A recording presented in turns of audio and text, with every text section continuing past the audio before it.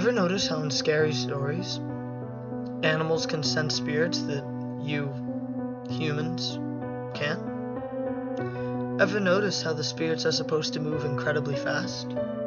Scientists say that dogs, and some other animals along with them, can't watch TV because their eyes are more efficient than ours.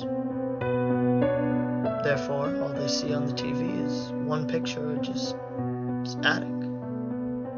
Okay, basically, videos are made up of pictures running at a high rate of speed, right?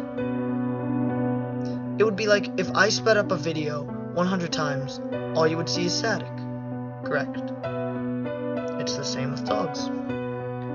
But now, what if spirits aren't transparent? They're completely visible, but they move too fast for us to see. That might be why animals see them and we can't.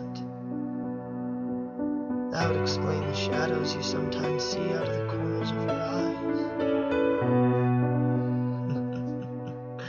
Or what your pet's staring at right now. I guess we'll never know, will we?